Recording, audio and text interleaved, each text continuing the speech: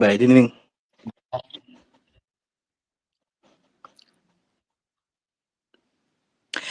All right, so good evening, and thank you for joining me on Off the Court, your basketball program specifically dedicated, to be able just to discuss what's happening within the continent and outside the continent, all things basketball.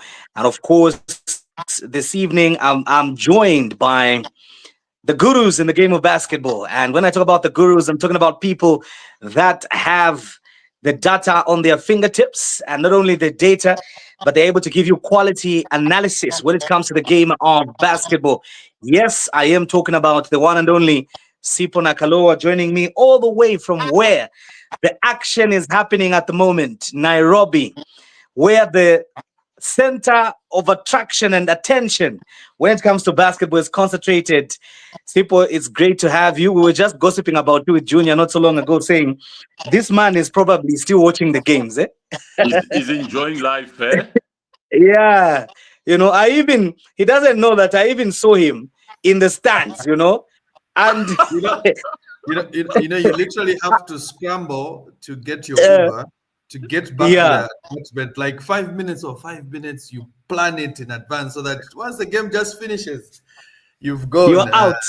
Yeah. Yeah, but I saw you. I saw you watching the MBB game, so I was like, "That's my guy right there." I know that is simple. I think it was easy for him to leave because we lost by 49. The game was over long ago.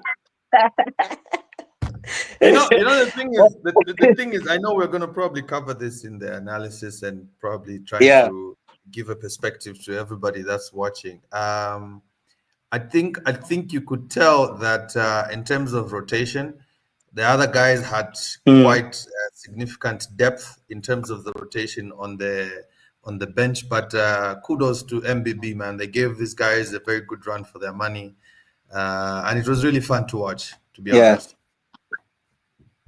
All right, so we will be getting into that later on. I know Sipo is eating right now, but another person that is here on the show with me is a person who's not a stranger. I do normally talk to him on and off when it comes to basketball issues, and of course, just other general issues. He is a writer, he's a journalist like me, and he's a person that covers basketball. And recently, he just wrote a piece. Go over, I think, to his page. I think I'm correct. It's your page, Junior, right? Where they can access It that is, beautiful yeah. article you wrote. It is, Exactly. yeah. So you can go over to his page, check out that article that he wrote. Very good and very informative. Junior Yele is the name, obviously, and we will be discussing and reviewing day one of the Elite 16 basketball tournament, the much awaited for Elite 16 basketball tournament that has kicked off in Nairobi, Kenya.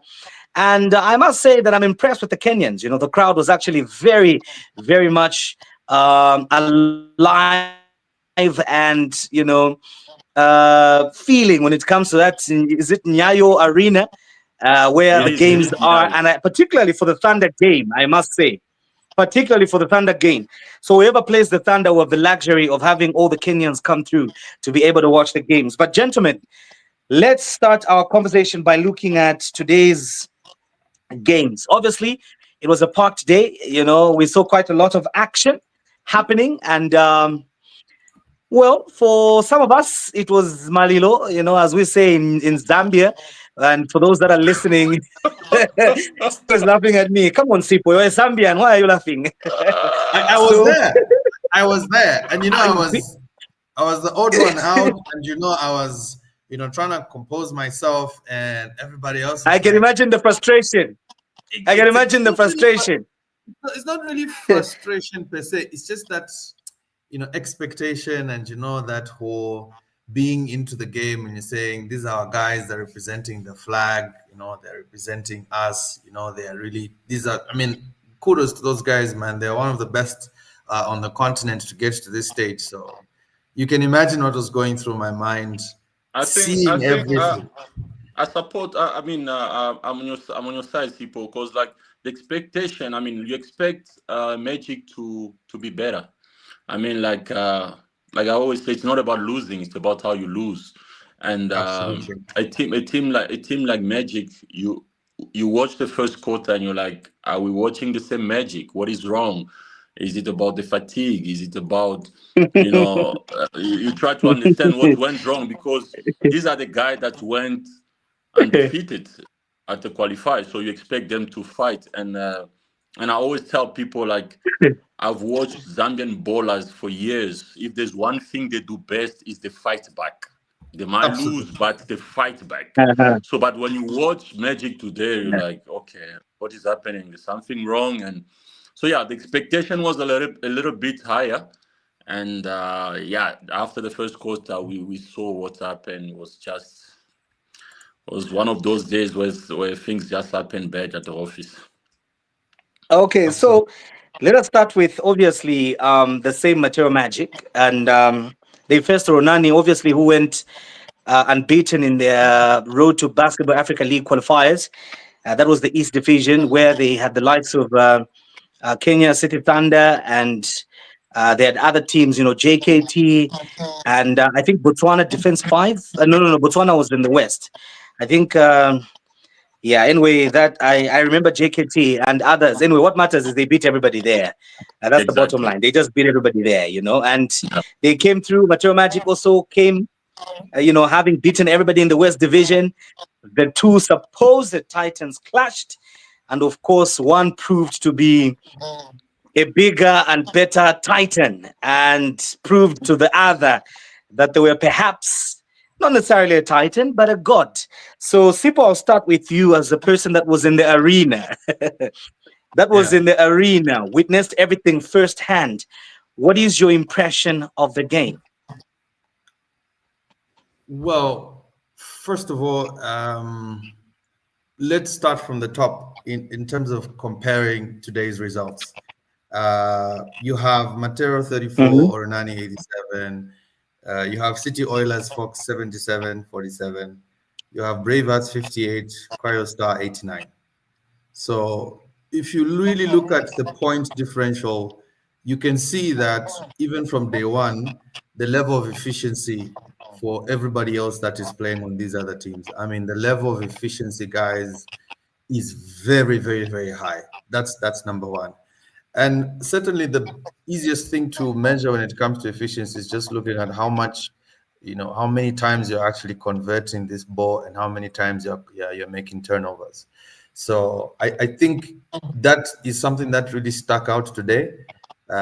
In terms of the turnovers, we really were not out of our shells to really express ourselves, to really compete, to really just go to these guys and say, hey, listen, we're down, but we have that fighting spirit, like Yele had put it. So that's number one. It really stuck out. The second thing is that, when you're playing basketball at a competition, there's always a 50% of converting something and 50% of not converting something. So you need to compete. And sometimes you have to dig yourself within that basketball spirit to just say, listen, it's a 20-point lead, it's a 30-point lead, but let's take it down to 20. Let's take it down to 15. Have that mindset to really push and drive, and to really just go at these guys and be able to play and compete. So half the time when we're making turnovers, those guys are getting those balls and they're converting. That's number two. Number three, my really biggest analysis is that when I look at the rotation from Ronani, it wasn't very, very deep. So they pretty much used the same rotation for the first 30 minutes of the game, of course, with some substitutions once a couple of times. But when you look at the rotation, those guys literally used a very small rotation in the first biggest part of the game. And, after the third quarter, when we had that 20-point lead, it's like the guys just gave up. They just said, okay, it's 20 points. I don't want to be here anymore. So let me just play however I want to play. So those are the three biggest takeaways that I think were really sticking out, which is, you can see the result that was pretty devastating to be in the stands and to watch us be getting beaten by Ronani. Interesting submission there from Sipho. And Junior, obviously, coming to you, you also had the privilege of watching the game online like me. Your thoughts? You saw Magic getting battered left, right, and center, unfortunately. What are your thoughts? Okay, first of all, you know me, I'll look at small details. So my first one was that okay, the oops looks like we don't have the same oops. Looks like the two oops seems to be a little bit different. So to me, it was like okay, we're starting on the wrong oop, and once we change, we might do well. Then it happened that when we started on the wrong hoop, we took about 20, I think 20 plus points. We're already late of 20 or 30, if I'm not wrong. Then to catch up become a problem.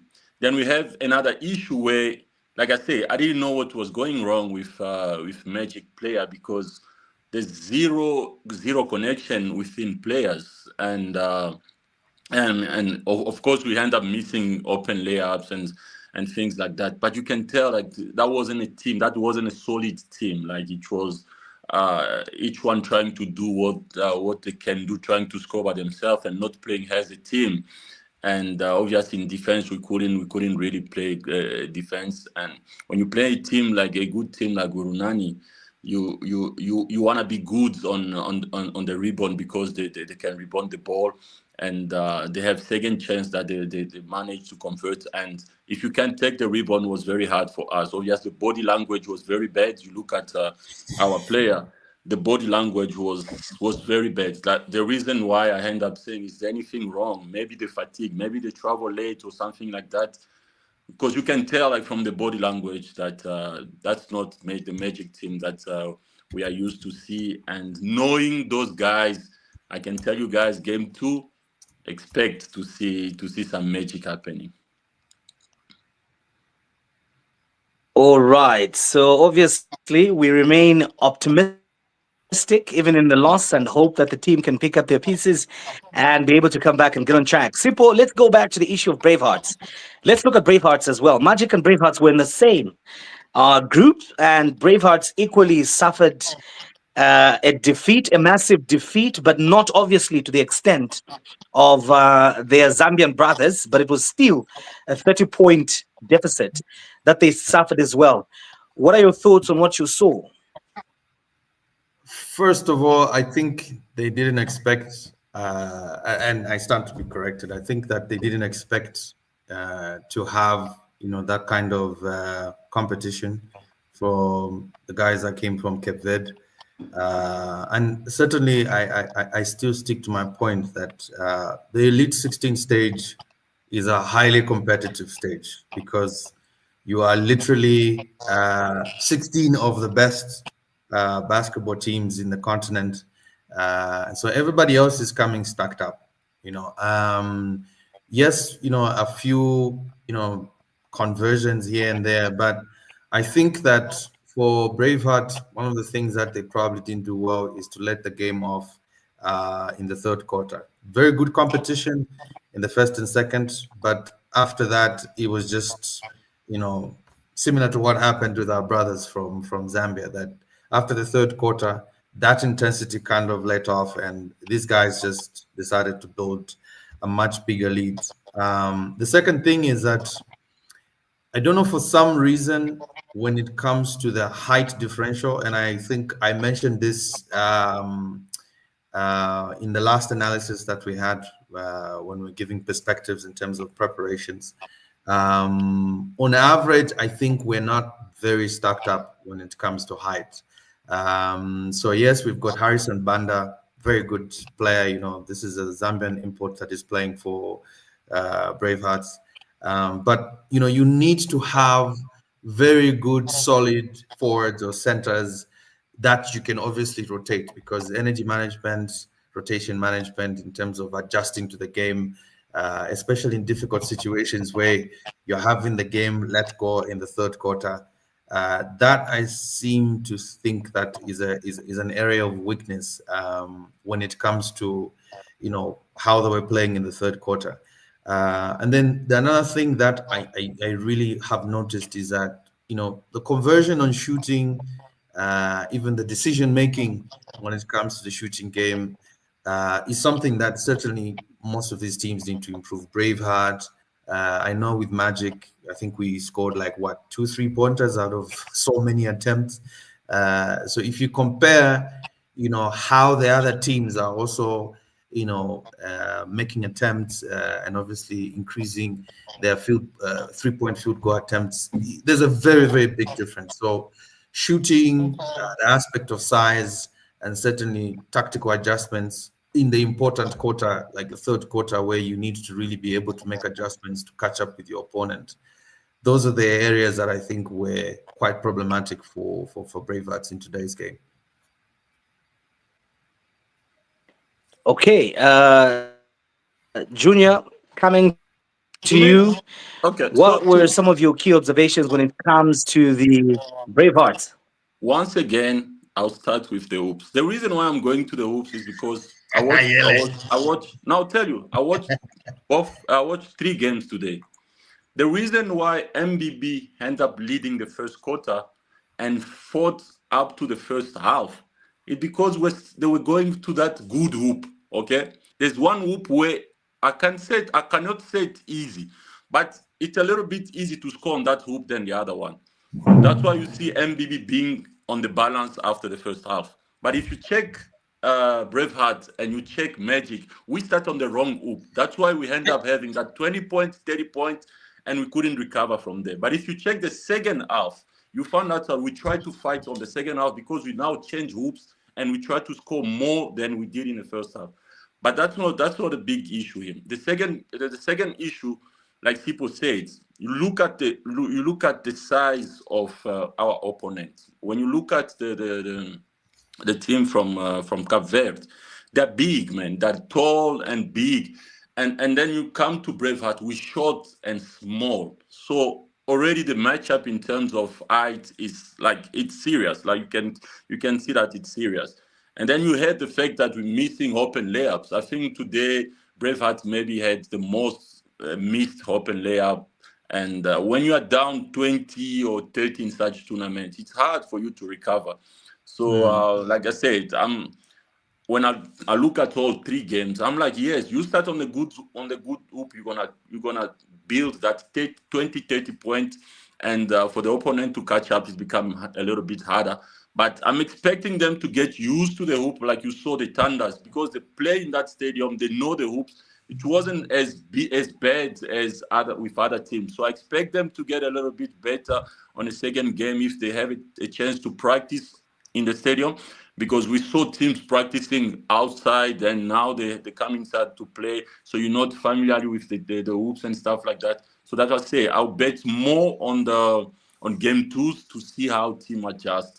But the difference of height between Braveheart and the team from Cape Verde is huge. It's huge. They dominate offensive and defensive rebound. They had second chances like all the time. So yeah, that's also another factor.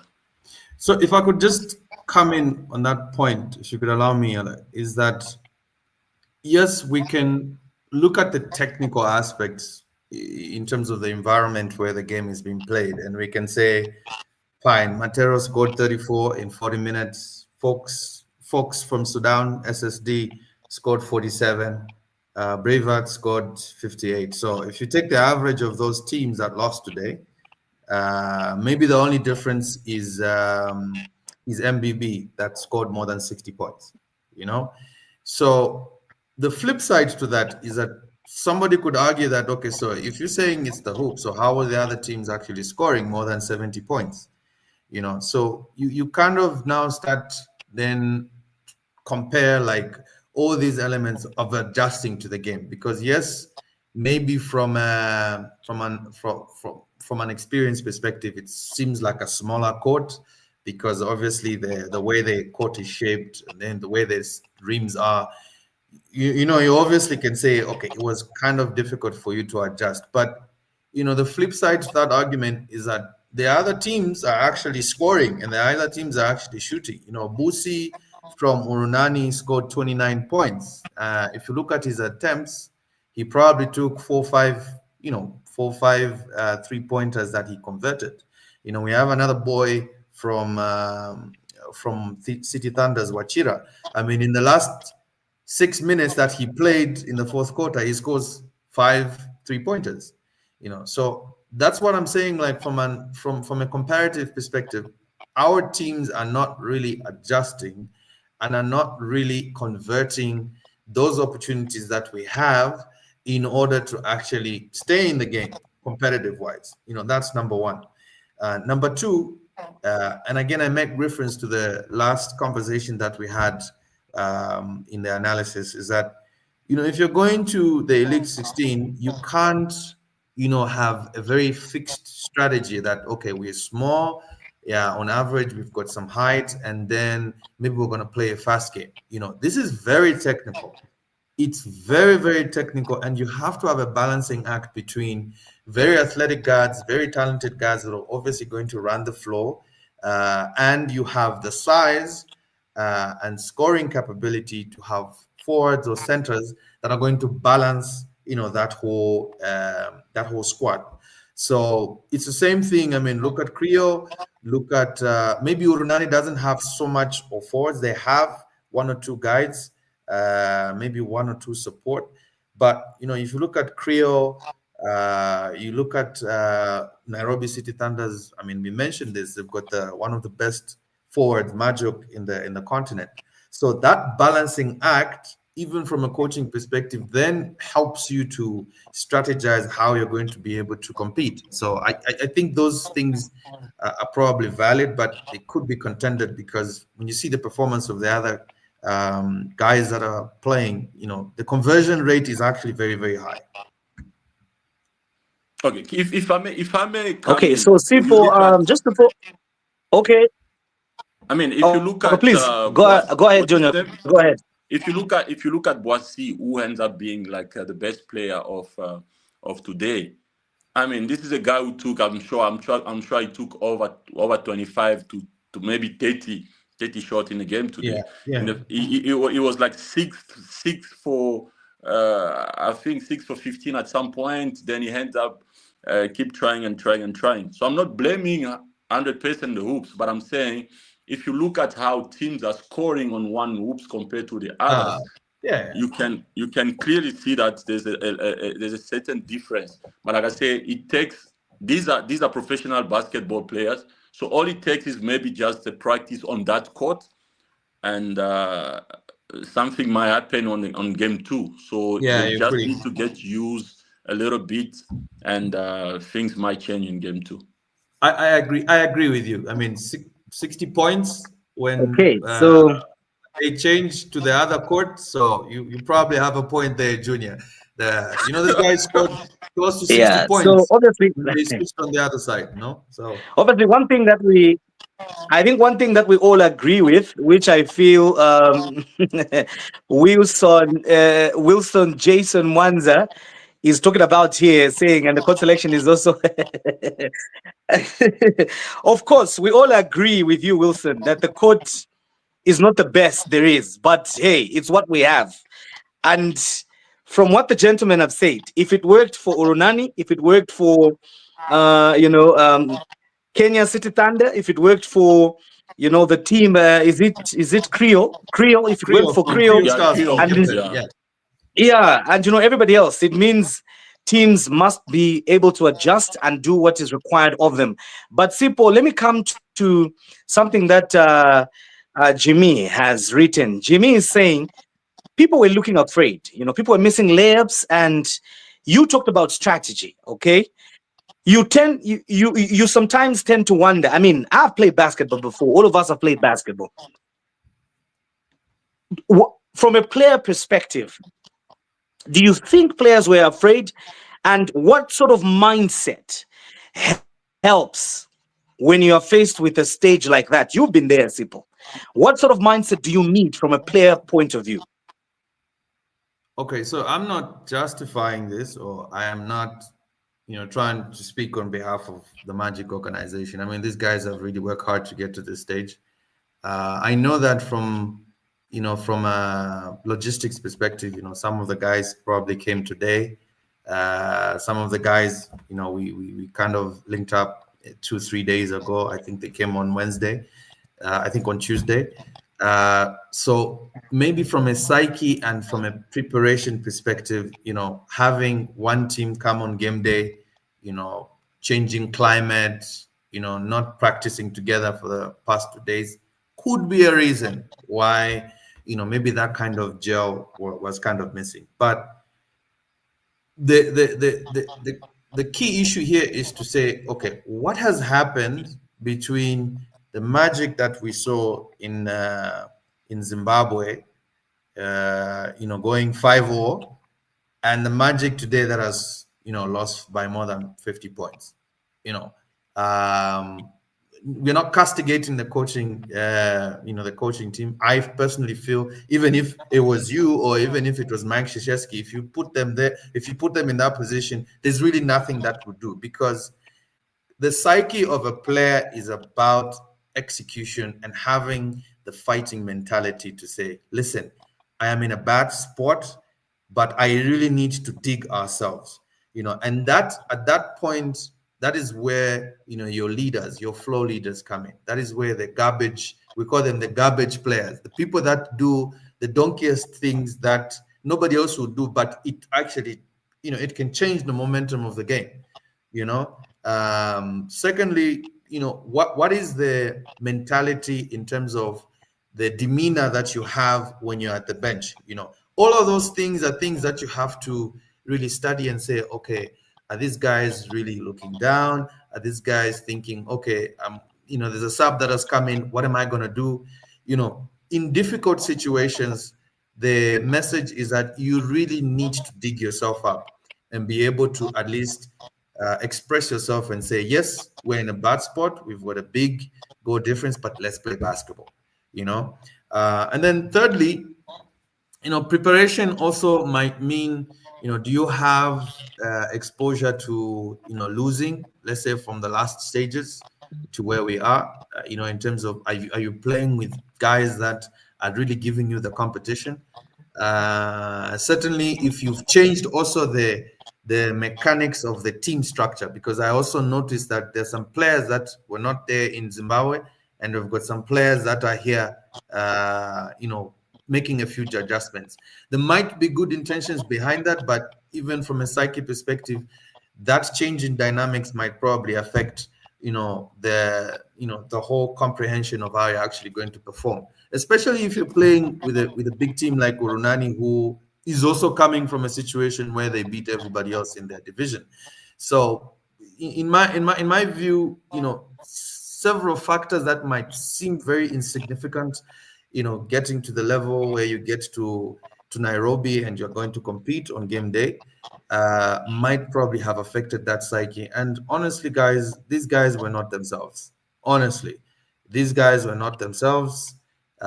Maybe it could also be too much confidence. Sometimes too much confidence is just an expression that you are thinking too much of the game, that you get overwhelmed and you can't snap out of it and come back to the actual game and be able to play together.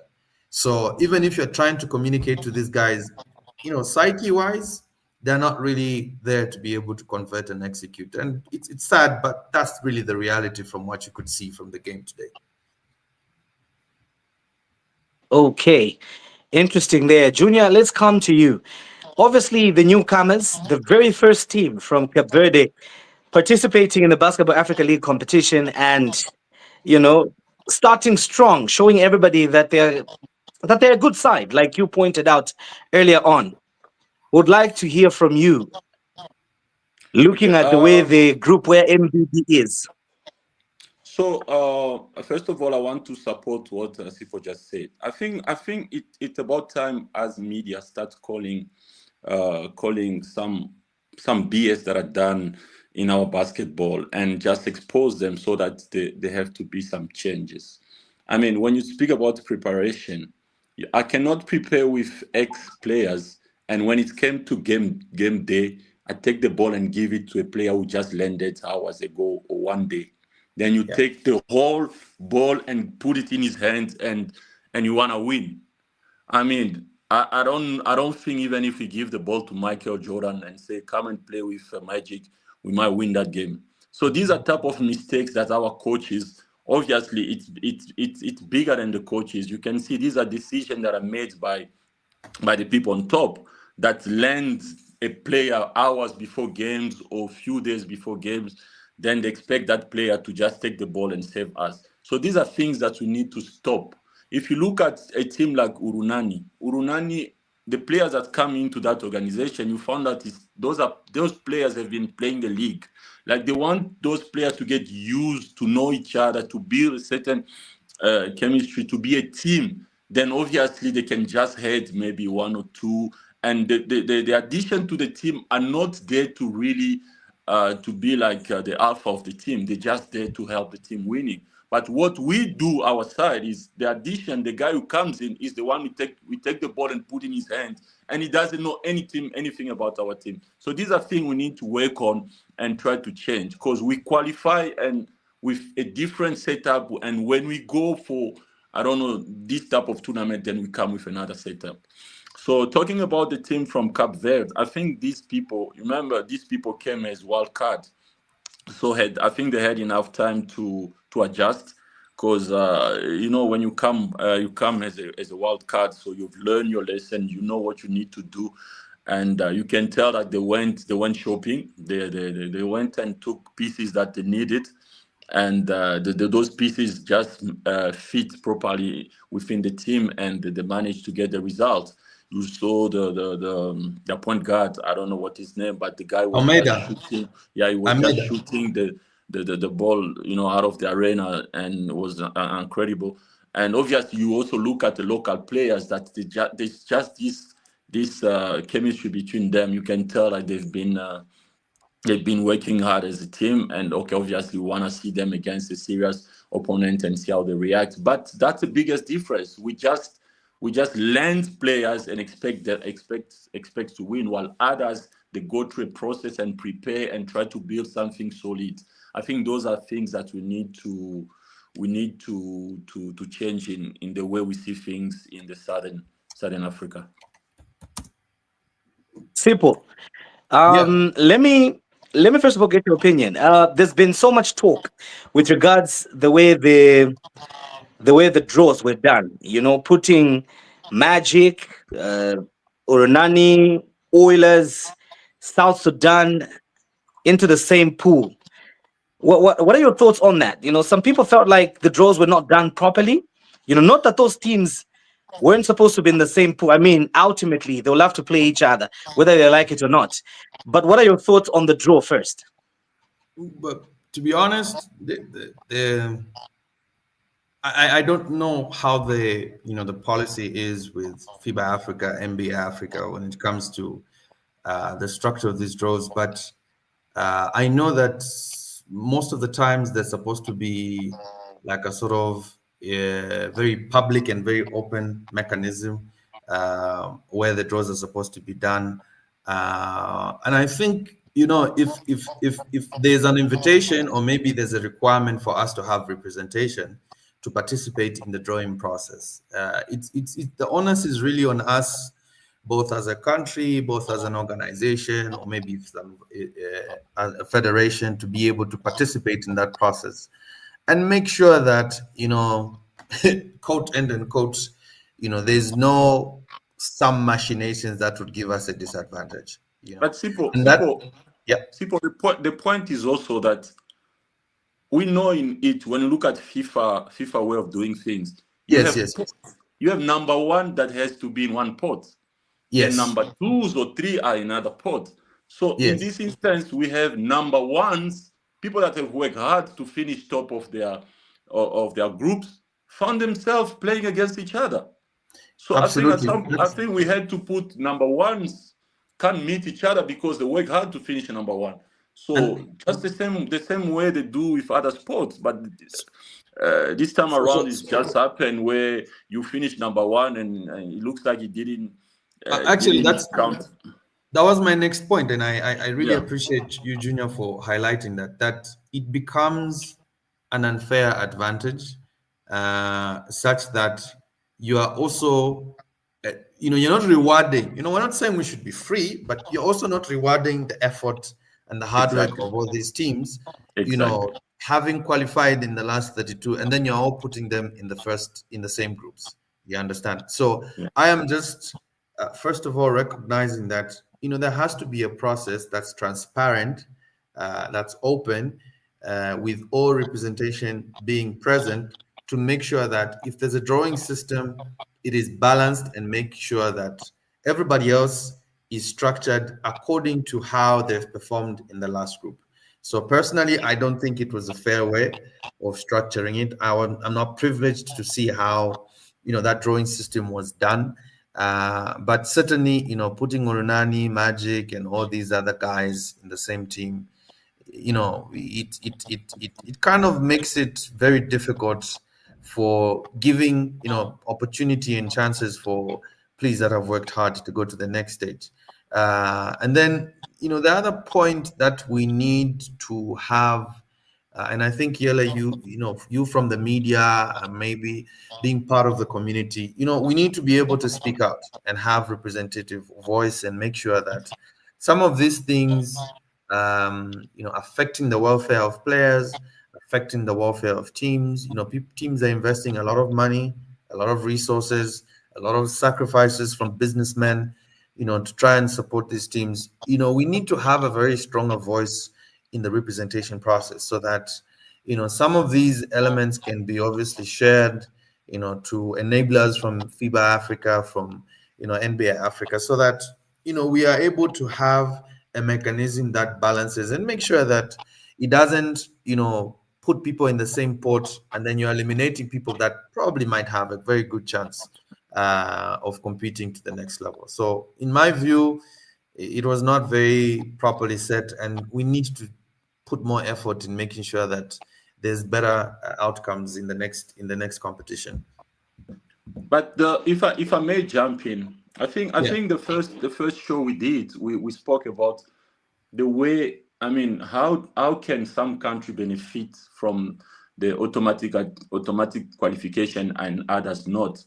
So you from the beginning, the whole thing wasn't done, by consulting our opinion or people on the ground. So they just decided because, like I say, I have to put it the way it is. When people have money, they dictate, they tell you guys what they want and how they want it to be done. And that takes me to a point where in the beginning of the year, South Africa received an email saying that because of the history of the Cape Town Tigers, because they went to the semi-final of the BAL, the champion of South Africa is going straight to the last 12 of the BAL. So that was the email received. We all saw it on FIBA.basketball.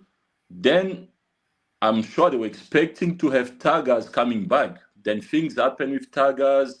They had their own issue, and the owners decide that, okay, we're going to do investigation. They won't be Tigers anymore. Then we have a new champion in South Africa, which is MBB.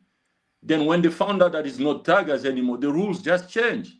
Out of nowhere, now they want the South African champion to go and try to qualify. Initially, that wasn't the rule. So these guys, they change things the way they want it to be changed. So it's up to us to start pointing some of those things, to tell them, I know they have the money, they dictate what they want, it's business for some of them, but it's also sports to some of us, because like you say, people are putting money in.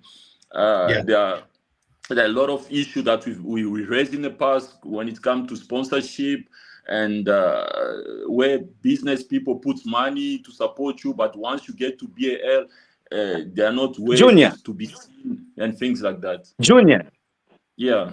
For me, when you talk about such kind of changes, it makes me question a lot of things, because what ideally I thought I knew, I stand to be corrected, was that slots for qualification were given to the country.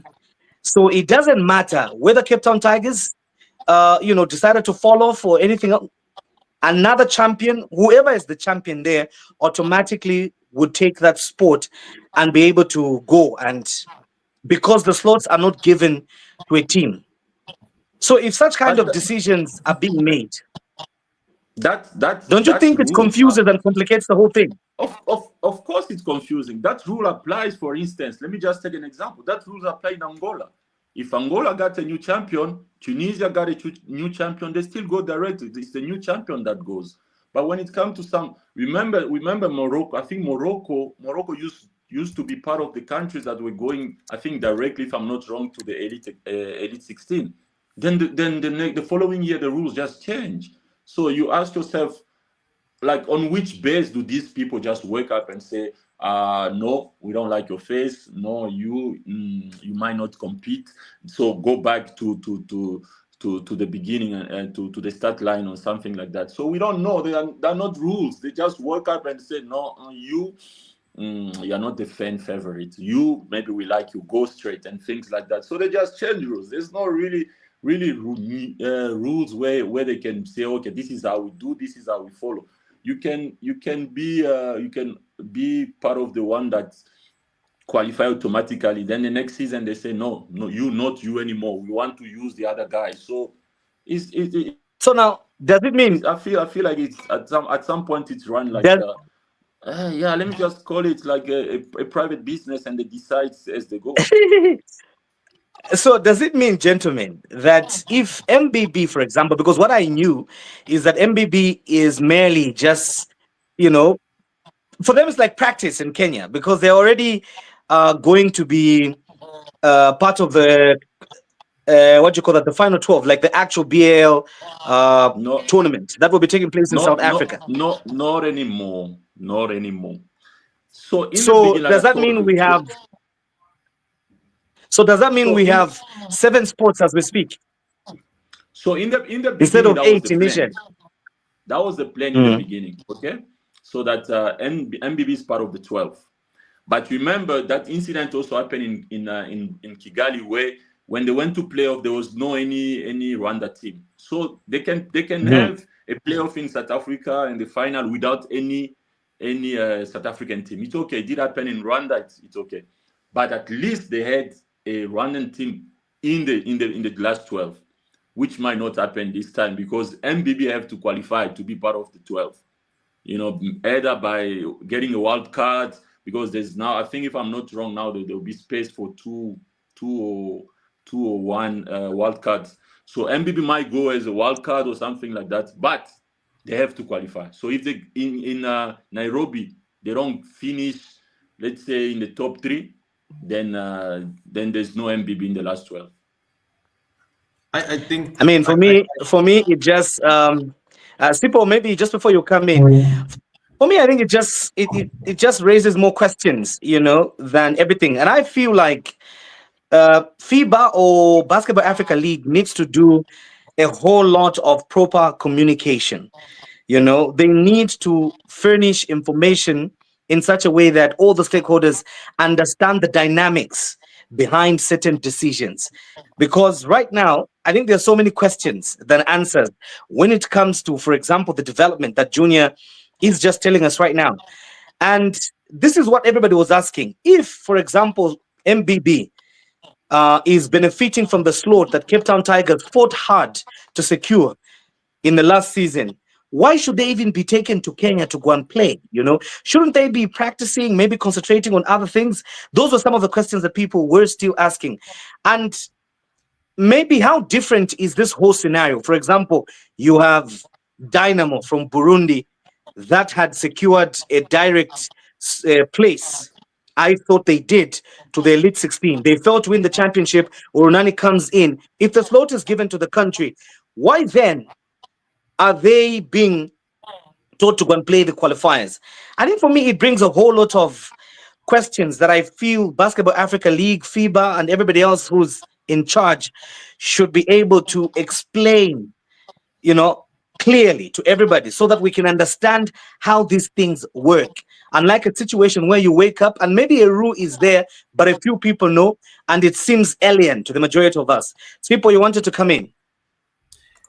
Okay, so my point is that in terms of the rules, the first part of the rule is that the last 6 teams in the previous competition, obviously those are automatic qualifications. So from a qualification perspective, in terms of going to the next season, we all know that those 6 teams already have secured the spot, because obviously from a ranking perspective, those 6 teams played in the competition leading to the finals, and they've secured the spot. In the case of Cape Town Tigers, certainly I'm not an expert in the rules. Of course, there's very limited literature just to explain some of these extenuating circumstances. I think then also that is where the aspect of creating the awareness, educating people so that there's not a looming question to perceive that there's maybe another force that is deciding how these rules are to be applied for those teams that actually have to go through the qualification process in order to become part of the final 12 to go into the next year's game. Let's also understand that to get to the last 12, it's a lot of basketball hours. Last 32. So obviously, if you pick those divisions, then you get to the final 16. And when you look at all the other different divisions, it's a lot of basketball hours. So even for you who is getting to qualify to this stage, if you're, let's say you are Magic and you qualify at this stage, it's a very big feat that you actually have to overcome. Now, the flip side is that certainly NBA Africa has its own interests. We're not accusing anybody, but maybe there has to be a way of being able to engage different organizations and stakeholders in the basketball community so that we understand that you have a set of guidelines, and if certain things happen, this is how you're going to apply the rule. But I'm also going to speak strongly that it's also the same experience we've seen in other FIBA competitions, where maybe wildcards are decided. How is a wildcard decided? Is it a question of goal differences? Is it a question of who is the best loser? So sometimes, in the eye of the public or lay people like us, people want to understand that there's a clear path of understanding how these guidelines apply, so that in the qualification process, we don't tend to see, some sort of misunderstood decision that is taken, especially in the case of MBB from South Africa. I couldn't agree with you more, my brother, especially when you talk about the issue of explaining clearly, for example, how a world card is awarded and what is it that they're looking at, the parameters, and everybody who decides at the end of the day. I feel this is information that just enhances transparency, enhances the credibility that lay people and followers. I mean, we appreciate the Basketball Africa League, obviously, coming to the continent, create. At the end of the day, we obviously are trying to create where we would like to see that there's transparency in everything that is being done, so that we can fully support, we can fully endorse, we can fully do everything that it takes. As you mentioned, work hard, invest in these clubs, make them professional, upgrade them, so that we know that whatever we're doing is going towards a credible system. I think that would very much help. Now, there's something interesting, Sipho, that you touched on. If you look at the number of teams, for example, and I would like Junior, you to start, and then we'll get to Sipho as well. You are looking at 8 teams already being given slots. Okay. Personally, I don't understand what they look at, apart from the 6 that you explained, Sipho, which is very clear. Performance-based. You work hard, you're in the top 6, you deserve to have that slot. And for me, 6 makes sense. Okay, out of 12.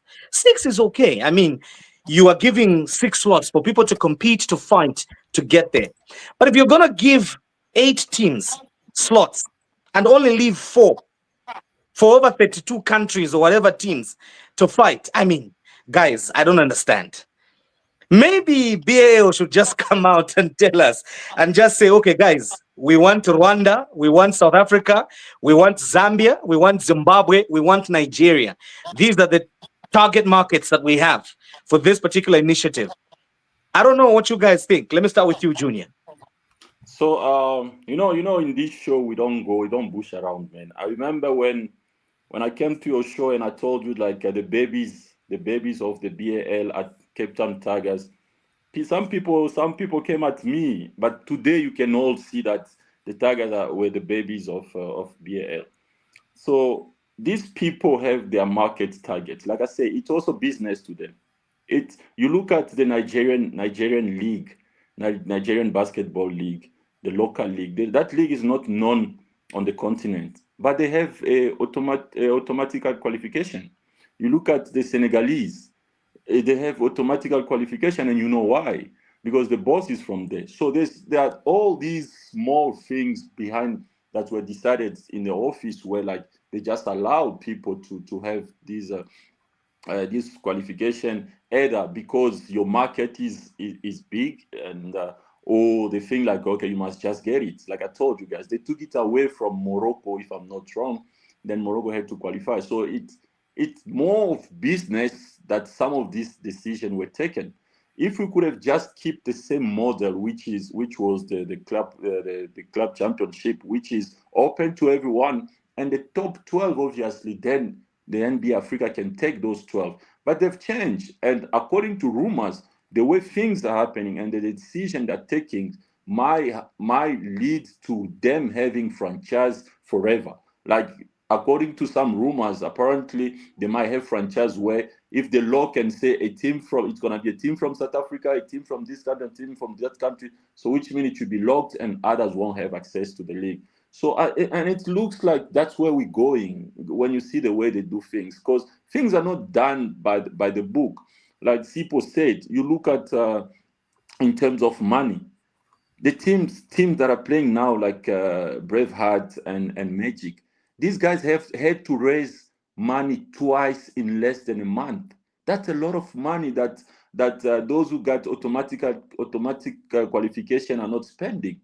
Maybe they're just spending few money on players and practice, but are not spending this big money that these countries have to go and collect money all over, try to beg and knock doors to try to raise money within a month of 2 tournaments, where you have to spend a lot of money for license at FIBA Africa and all these things and traveling. That's a lot, man. That's a lot. If we have to put, that's like a race where you start earlier, then they say we're running the same race. We are not running the same race. I think we have to go back of where we all running the same race. If it has to be qualification by zone, let the best of the zone come out. Then at the end of the day, we're going to have the best 12, but not the way the things are done at this point. Like you said, yes, we appreciate, we support what they're doing, but things are not done the right way. Okay, Sipo, your 2 cents on that?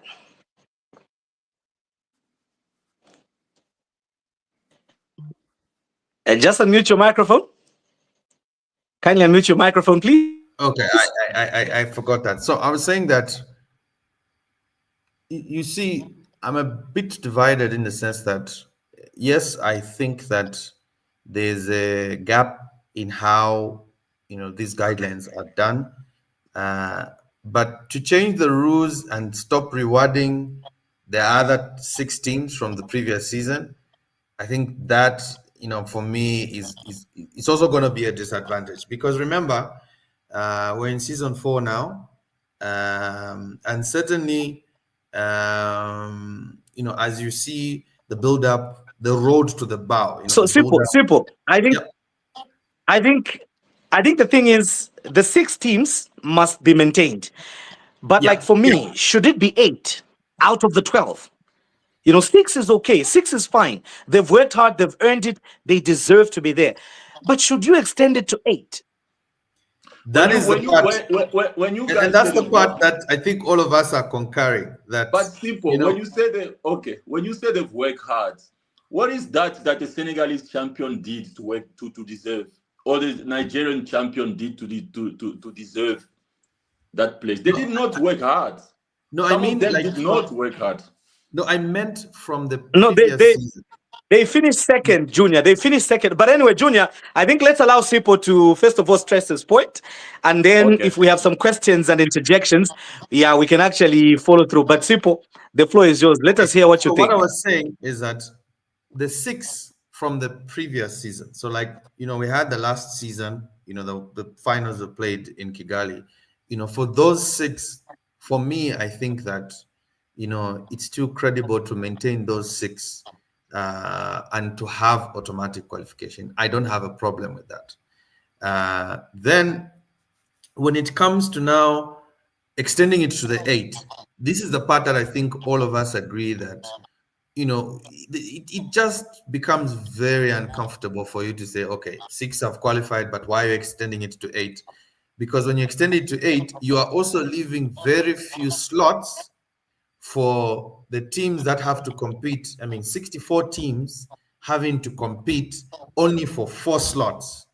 I mean, that is just very, very difficult. That's a very low statistic. So I think that this is the aspect where engagement in Basketball Africa, NBA Africa has to really understand that there's a lot of financial investment that goes for people to compete only for 4 slots. So if it is a question of adjusting, I think the first part that we need to deal with is, can you make sure that it's 6 teams that are actually the 6 slots that are available for people to compete with? I think then that will probably tip the balancing scale, and people will have more chances of being able to qualify. And then maybe in future, we could say, listen, instead of having 12, why don't we change the format and have 16 teams? Certainly, as Junior has put it, it's a business. Everybody wants to work with budgets. Everybody else has a campaign. Everybody else has, organizational interests. We know the NBA is pumping a lot of money into this, but it's clearly evident that we're no longer in the state of being a proof of concept. This project is actually going to grow, and this sport is probably going to be, one of the biggest sports in the next 10 years. So those are things that we really need to take care of, because right now, as it is, some of the teams that are there, it's very, very difficult for you to have an even playing field, especially with the number of slots that are remaining. Interesting there, Junior. Let's talk about a little bit of what's happening in South Africa. Obviously, South Africa is an interesting place and an interesting country when it comes to the Basketball Africa League. But I'm not putting you on the spot, but I just want to understand, the reason why we have this show is to clarify, Sipho, is to make certain things. South Africa was supposed to host. South Africa was supposed to host the Elite 16. Okay. Yeah. And then all of a sudden, South Africa is not hosting, and FIBA starts panicking. FIBA tells us, okay, wait, we may go this side. Okay, things have changed. Teams say, no, we can't travel that side. It's very far. We don't have the money. And FIBA says, okay, fine, we understand. Give us time until here we are in Kenya. Okay, and kudos to the Kenyan, federation and whoever's involved. Kenya City Thunder and everybody else that is working tirelessly to make sure that we are having the tournament that we're having today. But you tell us, what was difficult about South Africa hosting the Elite 16? What happened? What changed? Okay, so let's go straight to the point. Hosting a tournament in Africa costs a lot of money. We have to call out FIBA Africa for not putting money into hosting tournament. FIBA is not like FIFA. FIBA wants you to spend on them. They want you to organize everything, and that is costly. All right. Then on top of that, they give you a lot of conditions. They want a 5,000-seater stadium. They want a wooden floor and stuff like that. But you can see in Nairobi, they're not playing on a wooden floor. But when they come to South Africa, they want all these expensive and all these extra conditions that they're going to give to you. So it was just about money. So the South African Basketball Federation thought they'll get the money to organize the whole thing. Obviously, they end up not getting the money, and they had a second chance to organize the thing. But this time, on the second chance, we did not have the 5,000 seat stadium, but we showed them other stadium that they did not like. But when I see what they're using, the one we showed them was even much better. So they were a little bit difficult with South Africa this time on this second time, and that's why the tournament ended up being moved to another place. It's simple as that. Well, maybe my question, I know this is probably not my place, but I'm very curious. I've heard so many rumors about Cape Town Tigers. I've heard, there's so many issues about non-compliance in terms of fulfilling player contract commitments and things like that. But I certainly I am going to agree with you that this is an expensive venture. The same way you see from a cost comparison, basketball is probably cheaper than football because in football you have first of all you have 22 players. So if you add delegates, hello, you saying something? Yeah, go ahead. Yeah, I can hear you. Wendy, are you saying something? I think Wendy might be off. No. Go ahead. We're listening to you. Okay. So I was just saying that, from a cost comparison. No. Just trying to give you the screen. So please don't mind me. I'm just trying to give you the screen. Okay. All right. So I was just saying that from a cost comparison, if you compare us to football has 22 players. We have 12. So already from a competition perspective, we're probably going to cost a little bit less. But this cry of FIBA not investing money into competition, having maybe a special fund where when you have all these important international competitions, I think it's high time for FIBA to really look inside and say how can they facilitate or enable a situation where there's Elite 16, you have some finances that are being pumped into these competitions so that the burden of these competitions can actually be less. And a good example, look, previously, I think the communication was that the Elite 16 would be held in Libya, so, for me, who's coming from Zambia, a ticket, a return ticket to that part of the continent is 48,000 for one player. So, I mean, it just becomes a very exorbitant expense. And these are some of the things that we're saying that you might find that putting the location of a competition might actually disadvantage a team that is good enough to compete, exactly, but they are not able to go and compete because you've decided from whatever criteria or approach that you have that, listen, let's just go and put these games here. Whoever is going to show up, they show up. If they qualify, they qualify. So, I mean, if you've got 8 teams and only 4 come and you're looking for 2 spots, you've increased your chances of competition and qualifying to the next stage because out of those 4 teams, you're picking 2 out of 4. So from a 25% rate of success, you have a 50% rate of success. These are things that are very realistic and are very real. And, FIBA has to really start looking at it very differently and look at the circumstances of how basketball is played on this continent. I know that, yes, they might not really be biased to look at it from us as a continent because they look at, basketball activities across more than 180 countries across the world.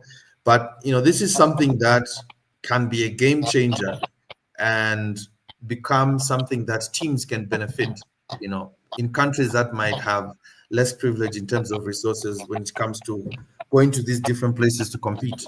So I agree with Yella, and I think it's high time that we need to have the organization supporting and considering supporting some of these areas.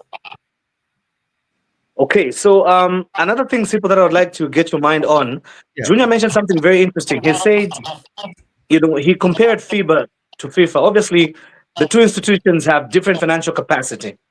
But what FIFA has done over the years, as it has grown its financial portfolio and other things, when you're hosting a tournament, there are grants that they'll give you, And besides hosting a tournament, there are specific grants that they give to affiliate countries, for different purposes. And those that administer them well, obviously stand a chance of getting more.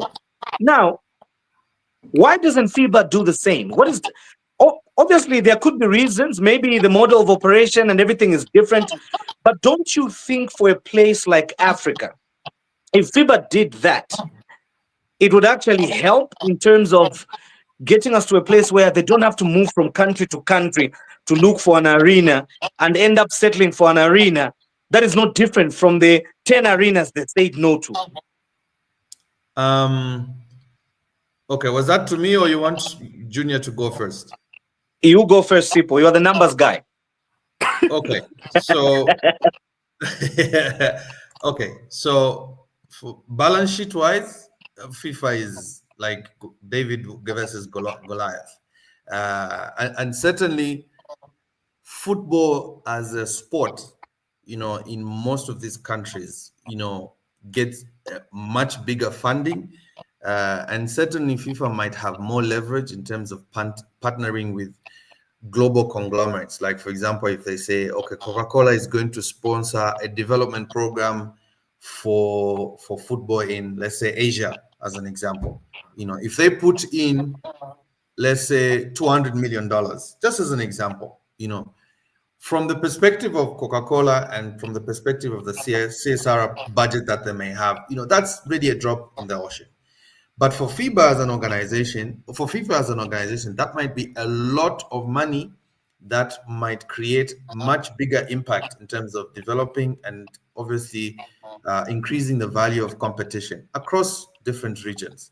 So we must be able to understand that maybe balance sheet wise, FIBA as an organization might not have so much financial capacity to really spread, you understand, to spread those finances that they have to the different countries. You know, so I'm not speaking on behalf of the organization, but I'm just making a comparison between the two. And then secondly, maybe also let's look inwards and say, okay, as regions or as organizations, you know, how much are we doing to make sure that there's inflows to make sure that the game can be sustainable?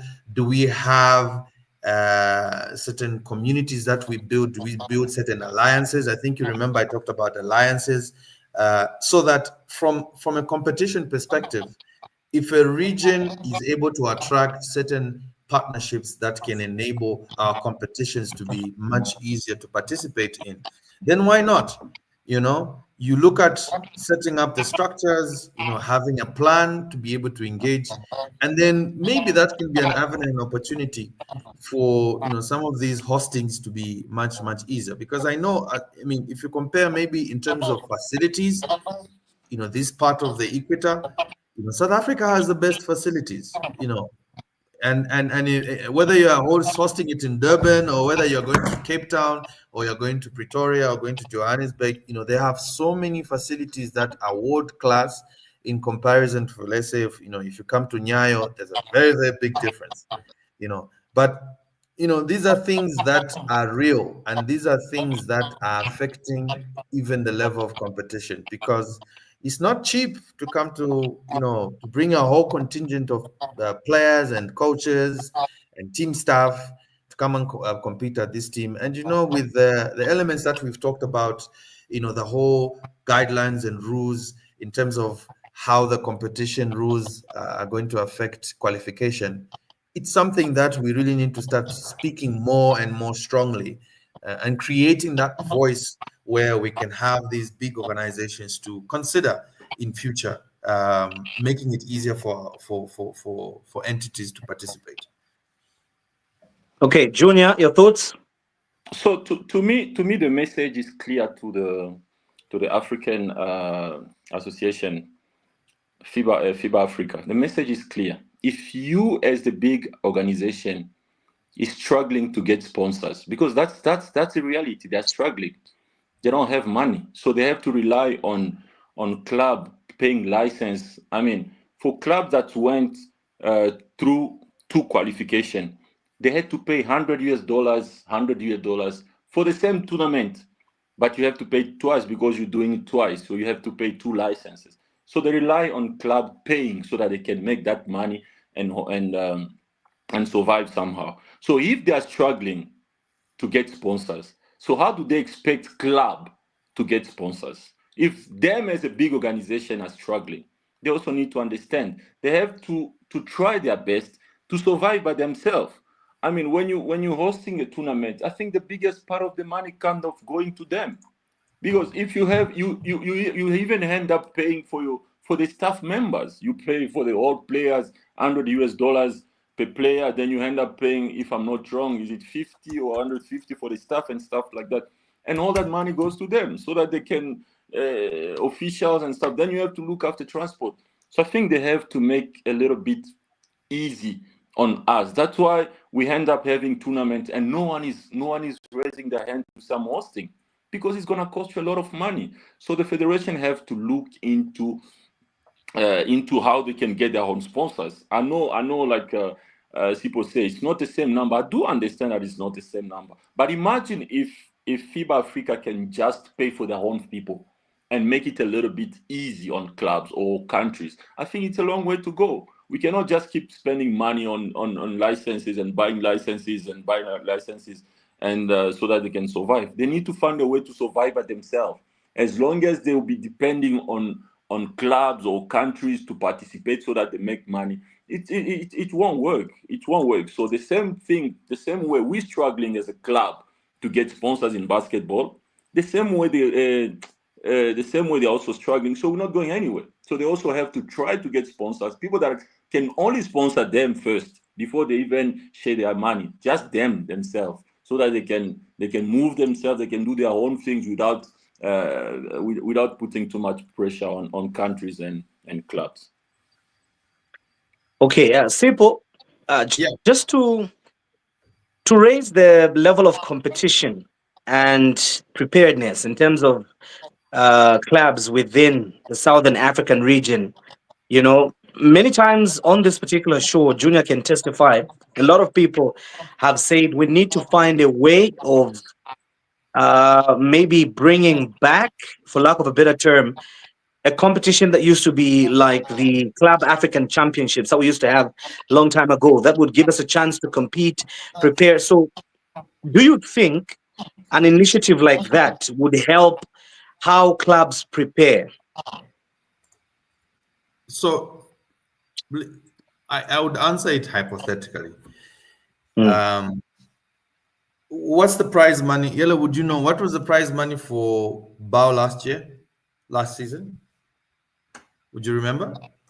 Oh, I had all the figures, but I have to search. But I know there was money. There was money. Right. And for just making the BAL, just making the 12, you already get some money. Correct. So but others people have argued, Others have argued and said that what BAO pays you as a prize money if you are the champion, it still doesn't match what you're putting in to be able to qualify, get to the finals. Go ahead. Exactly. And that's the perspective that I wanted to give you. I mean, the prize money last year was $100,000 US. So if you look at maybe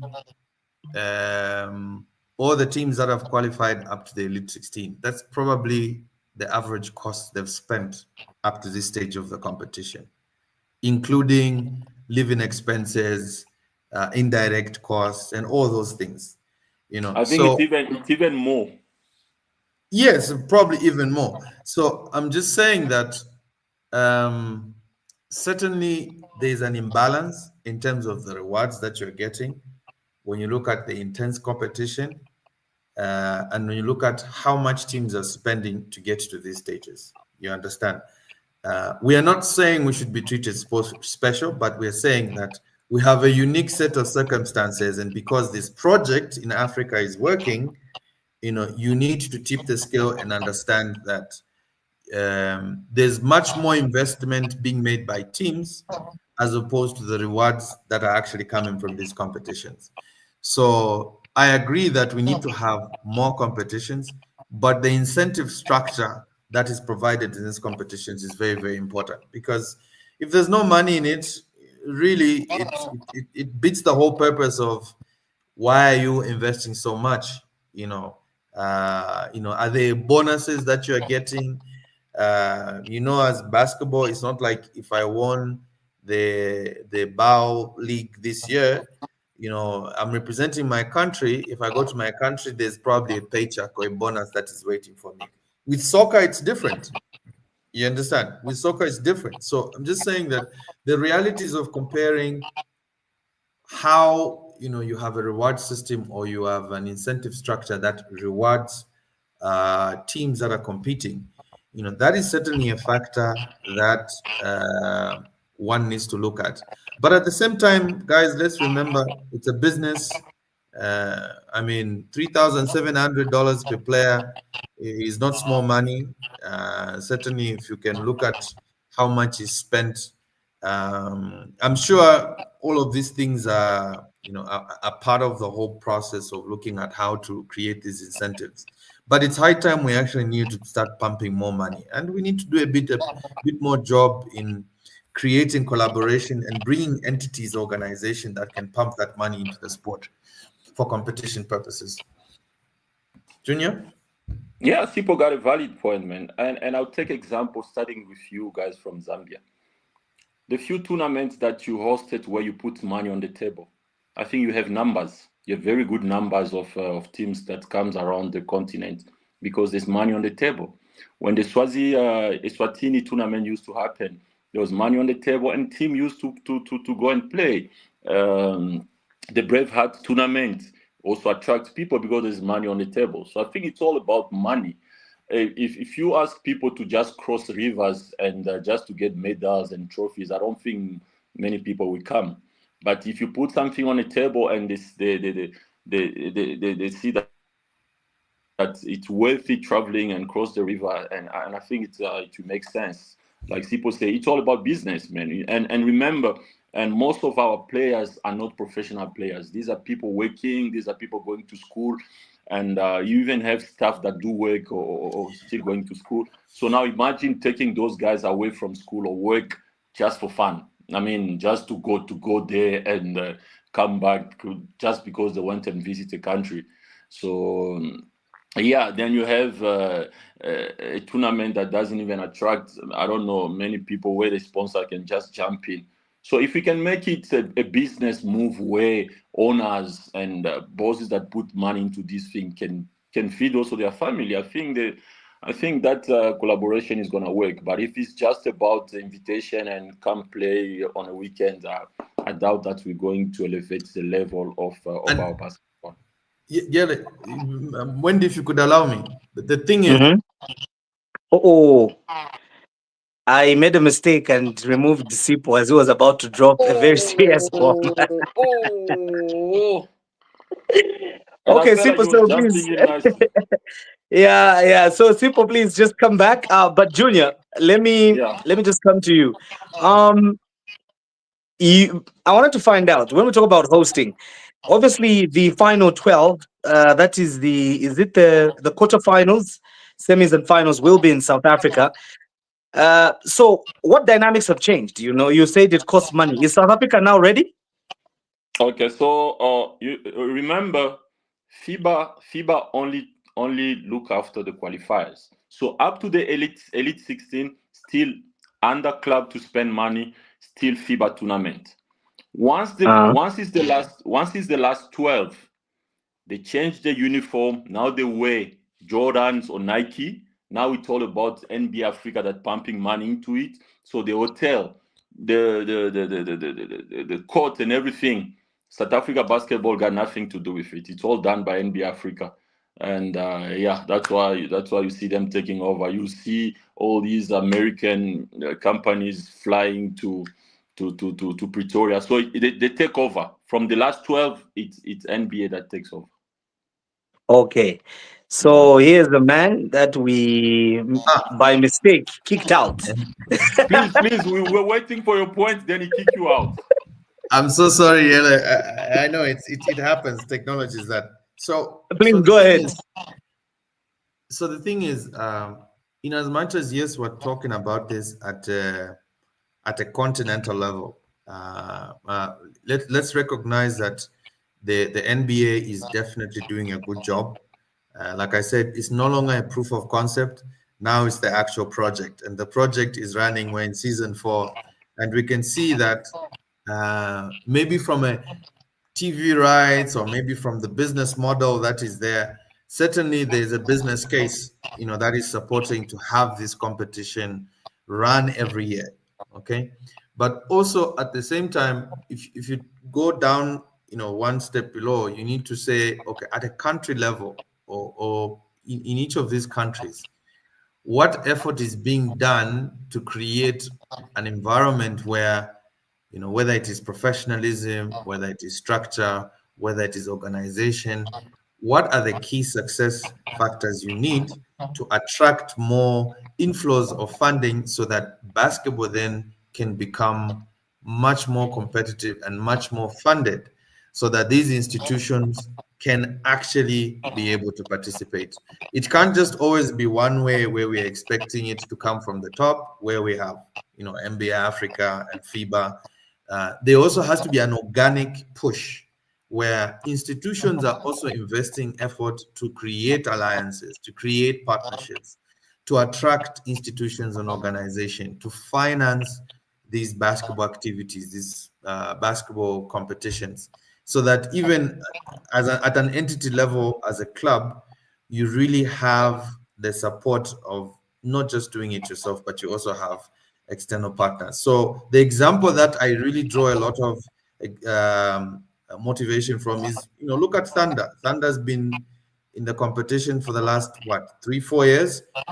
They're the most funded team in Kenya and probably in East Africa, and you can see that because they've taken steps to say, okay, can we look at this more from a very structural organization? Can we put more organization and order in how we do things, so that if you're really running a team of professional players, you have to do things so that when you go to these partners are willing to actually put in a lot of money into it. And it's working. They've gone unbeaten for the last 2 years.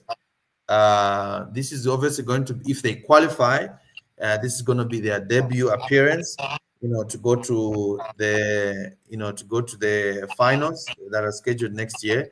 So these are things that we can learn and we can, pick from and see how we can adapt them, even in our own respective countries, even in our own respective communities, so that, it's something that we actually have the capability to change. But, for some reason, maybe we're still lagging behind because we're stuck to the old ways of how we want to run this game. Cool.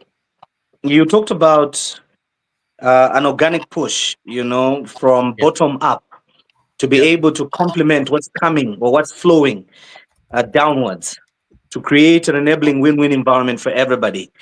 Yes. Would you say that Rwanda, say maybe from a government point of view, has done a good job to be able to benefit from the Basketball Africa League, strategically position itself not only for today's benefits, but for future dividends as well? And what would you say to governments like, Zambia? We hear strategic plans, Sipho, from the ministry coming out, and you're trying to search for maybe a portion that will specifically target initiatives like the Basketball Africa League, but you will not see anything. And then you're like, okay, do we have leaders that are thinking outside the box, or what is really going on here? That's a very painful question, because I was in the game for more than 2 decades, and certainly the simple answer I would give is that we need to change the culture and understand that sport is sport. Football will always be the number one team, the number one sport in any country. Okay, maybe we have outliers like maybe the US. But even if you look at the US now, football is too very popular. But we need to understand that you just need to have a sporting culture. All right. Now, the problem is that you might have a sporting culture, but you also have corrupted elements. And when I say corrupt, I don't mean like bribery or that kind of thing. I'm just saying being corrupted in terms of how do you make decisions to improve the sport? how do you make decisions to understand that this is about creating value for the country, creating value for players, creating value for the people of the country? You know, that is a mindset that maybe differentiates us between Rwanda where it is right now, and maybe I could say basketball wise, you know, they are probably miles away from us in comparison. Football wise, of course, Zambia is a footballing country. We've been a footballing country for the last 60 years. You know, we can't take away something that we are already good at. You understand what I'm saying? If you're already good at something, it's working. But if you've got other areas that are also they are good, but they can probably have more potential, because then you can, you know, you can add more focus, or you can put more concentration, or you can move from seminars and workshops and doing strategies and papers to the actual competition. You know, the actual competition is really channeling effort and resources to make sure that the talent, the players, and the guys that actually play those sports are actually doing something and they're benefiting from it. So this is not a conversation that is only affecting basketball. This is a conversation that affects so many sports. I mean, I've sat in the Athletes Commission of the IRC chapter in Zambia, NLCZ, and these are conversations that have been happening for years. But again, if the culture is corrupted and the culture does not see beyond, you know, what they already have, we're still going to be lagging behind. And small countries like Rwanda, Burundi, countries in East Africa, Kenya, Uganda, Madagascar, all these countries are going to get better than us. So the culture, the values, and just thinking differently, that's a very important element for us to really have a transformation in the game. Okay, so Junior, as I come to you, obviously we have to start wrapping up this conversation. Cece has said something interesting in the comment section here, and he's asking why we can't run local leagues like businesses.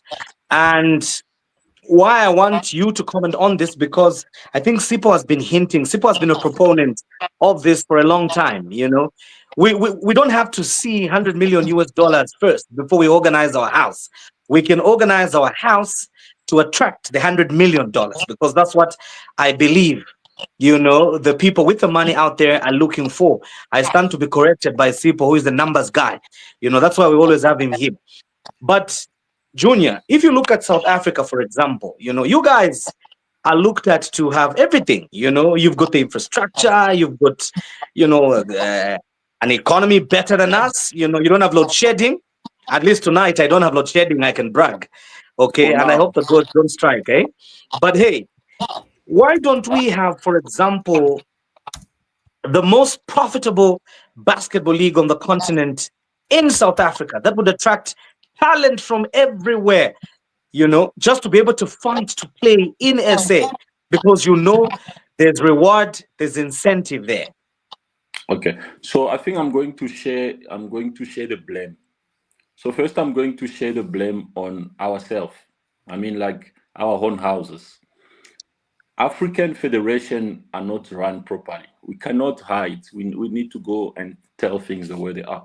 We found federation that don't have vision, that don't have plans, they don't have figures, they don't have a proposal to go and present it to the ministry to say that this is what we're going to do, this is how we're planning to do this and this and this, we need this money, we need this and this. And so what we do is we have a tournament in 1 week, then we work on a budget of that tournament, then we try to push the paper and expect to get money next week. Money is not coming out, guys, what's going to happen? Start calling people, then the money comes out, we go spend all the money, then we come back broke again. We'd be lucky if we win a tournament, we bring it to the bosses, they give us something, we put in our pocket instead of putting in the safe. So the first blame is ourselves. African Basketball Federation are not run properly, all of them. The second blame, we go to the African corporates. Guys, we cannot hide ourselves. The corporates in Africa, they do not support basketball. It's as simple as that. They don't buy into it. I think they don't buy into it because it's business, first of all. You can't, as a business, you put money into something sometimes to get a return, or you put money into something because you love it and you want it to go somewhere. So according to the vision they sell to you. So we sell the wrong vision, or we don't have vision, so we cannot expect those corporates to help us somehow. Then I'm gonna blame our state. I mean, we have government that do not believe that sport can take kids anywhere. Simple as that. That's why we're living in countries where kids don't get scholarship for playing sports. That's why we're living in a country where parents tells you that, hey, this sport won't take you anywhere.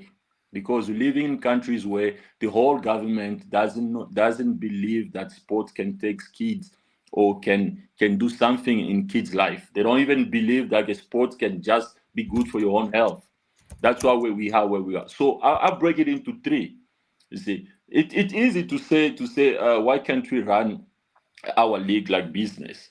Running a league like business means going to someone. The NBA goes and sell its product to television that put a lot of money. If we go to our TV with the product that we have, it's either they want you to give them for free, or they'll give you peanut money. Then if you have to approach our sponsor, you find big companies that will tell you like, you know what, we just can only afford to give you one cell phone, or two cell phone, or a bag of potato, or something like that. They do not help us grow. They don't help us grow, but they want you to grow. But we know there's no secret to this thing. To grow basketball, Lord Deng have proven it over and over. We've seen Angola proving it over and over. It's all about money. If you pump money into this thing, program are going to run. We're going to run program because we have money. We need to pay officials that are running program. We need to pay this and this. There's a lot of things that we need to pay. Sometimes we end up paying for venues. It's all about money. So if you don't have people supporting you financially, that's why our projects are dying. We have people that do things today, get a little bit of money, then they put a team on top. After going to the BAL, tomorrow the team is dead because they don't have money to go back again. These are things that we're dealing with. So those three blames of me. First, ourselves. We don't know how to run our things.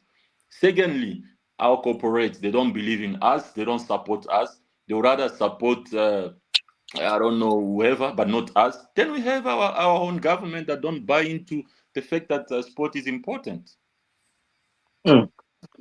Interesting there. So, Sipo, obviously, Junior said something very interesting there, about what is it that you can sell.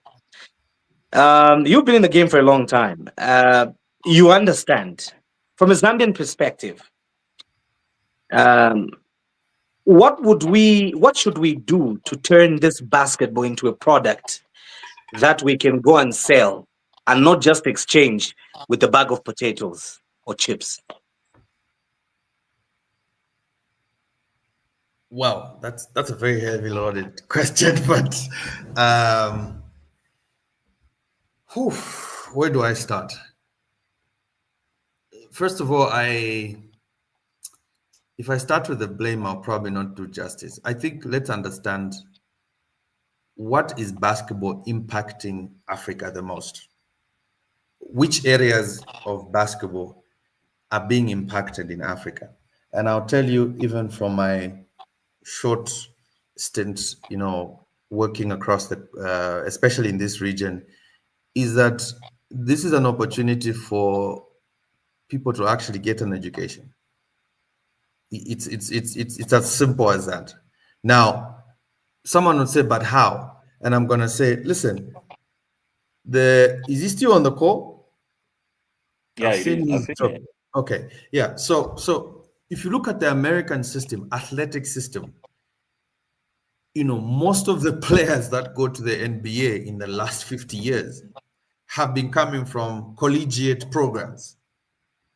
Most of the players that have gone through those collegiate programs have gone through high school or some academic program where you embed the aspect of learning which is academic, improving your academic skills, but as Gentlemen. well as improving your physiological skills. So the American system is telling us in our faces that you have to have something that walks around or that goes along the same path with this skill called basketball, and that's education. Am I a living proof of that? Absolutely, 200%. We were privileged to have people who believed in a program. Even Magic itself, runs that program. So many other clubs run that program back home. Monali Sands, Neo Matiba, who is playing here for MBB. We've played against him for quite a number of years, national team level, club level. Those are guys that during the time they were also coming from college. So you can imagine he is someone that I competed with when he was in university in 2003, 2004, went into industry, went into pro basketball. You understand? Got a career professionally, still playing, goes back into the game. So we have to understand what is the greatest impact that basketball makes for us as a country. We might not be at the level of Angola where you say, even if I don't go to school, I'm just going to go, I have a basketball skill, go through the Petro de Luanda Academy. You say? No. Go ahead. Yeah, you join through the academy, you've got a skill. So I don't really have to spend my life, trying to look for a job. I can just take the professional path. And there's a system run by that country in terms of government policy, in terms of federation policy, in terms of league policies that enables and makes the professional system to work. Okay, so for me, those are two buckets that we need to look at and understand how do we bring them together. Because if the impact is removed from the game and from the sport, then even if you try and make this system work professionally, it's going to be very, very difficult, because at the end of the day, you create all these plans, all these strategies, but you failed to understand where is the greatest area of impact. My last point in that line, Wendy, is that when you have identified areas of impact that are creating value for the citizens, like for us as Zambians, they say these young kids, it becomes an easy entry point to present the product you want to sell to these institutions. I'm not saying it's easy, but I'm just giving my opinion in terms of identifying the areas of greatest impact, positive impact to society, positive impact to community, having a system and a structure that promotes organization and you can build a professional setup, and going to the corporate world, or maybe to partnerships, or maybe non-NGOs, or maybe to even ministries themselves or government department to say, listen, we have a plan, we have a sport, we have an area of impact, this is a product, and we need to be able to attract the relevant funding to make it viable. I think it's difficult to run basketball as a business in Africa. If you compare even football itself, football doesn't have like a model that is profitable. Football is a popular sport that attracts a lot of entities that finance it to make it work.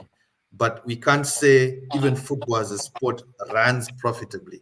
You understand? These are non-profit making ventures, but they still need a financial model to support it so that it can still be able to run successfully. So I think, honestly, running it as a profitable business might be difficult, but running it as an enterprise, as a business enterprise, where you attract corporate entities or organizations that can fit into that system or mechanism of running it as an enterprise, I think there's an opportunity there.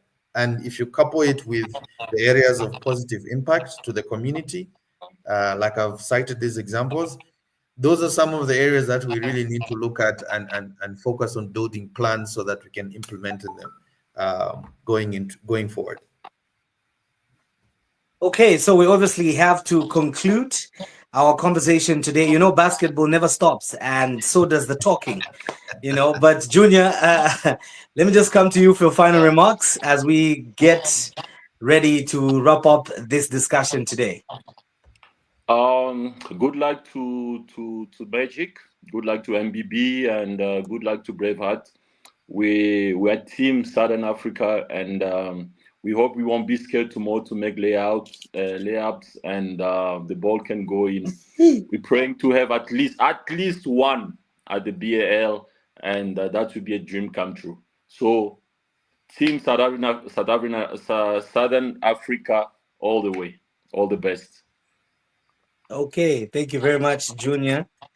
Sipo, obviously, we will still give you an opportunity just to give your final remarks as we prepare to close. First of all, thanks, Wendy, for giving us the opportunity. I know, it's an opportunity to speak to a lot of people just to give perspectives, right or wrong. But I think I'm very confident that tomorrow Magic will do a very good job. Sometimes when you're in a difficult spot, or when you have been beaten up, you simply just have to dust yourself, pick yourself up, and just go and compete. So I'm very confident tomorrow will be them.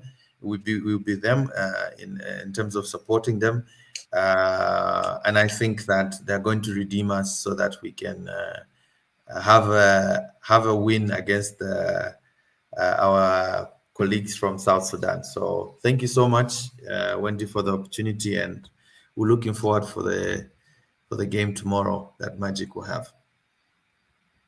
Okay. So thank you very much, Sipo and Junior, obviously, who's gone. I'm wondering why this guy is gone early. You know, I thought they don't have load shedding in South Africa, you know, but he's running as if...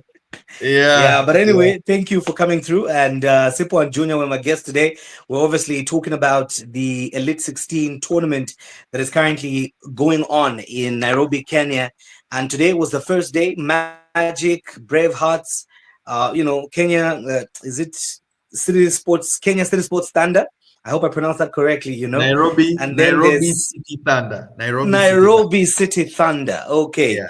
Anyway, I'm just expanding their reach, you know, to Kenya instead of just Nairobi, you know. So yeah. So, and you know, you've got South Sudan, you know, City Oilers, and everybody else that took part in the competition today. We're basically just weighing in, looking at how our teams, particularly from Southern Africa, performed. What is it that they can do better going forward in the competition? And of course, just giving our 2 cents on what we see in terms of, you know, the Basketball Africa League. And like I always say, we always have conversations here that are progressive, that are not detrimental to the game in any way. And whatever views we express here, just know that the intention is not to destroy, but to build the game of basketball that we love so much. And having said that, the name is Wenson Mavoro. Sipo is on the screen with me. Good night, people. We'll see you soon again. Remember, the games are going up to the 3rd. So we will come back again and just give you a review so far of what's going on and what we see. And of course, I can tell you in advance that Sipo will be there. So in case you have some questions, you know, and whatever, just prepare those questions for you. For him, and you'll be able to take them on adequately. And then we'll also try and bring other people also just to come and weigh in and give a different and fresh perspective with regards to the tournament that is going on in Kenya, and just get to see from there where we are going, you know, where basketball is concerned. So thanks for taking the time. Those of you that interacted with us in the comment section, I can see CZ is right there. Thank you very much. Wilson, Sila, my ex, I see you there. You know, I won't take you back even if you are coming in my comment section here. Don't worry, Sila is my friend. We joke like that. Manu, in fact, I owe you a call. Forgive me, sir, I'll call you back. And, we've got different people that are coming on, just commenting, Milken, everybody else. Thank you very much for coming through. We appreciate you guys for keeping the basketball conversation going on. And one day, we will make things better. As Sipo said, we just don't talk, but we also find a way of how this talk can be translated into action that will better the sport in our respective countries. So good night, guys. We'll see you next time.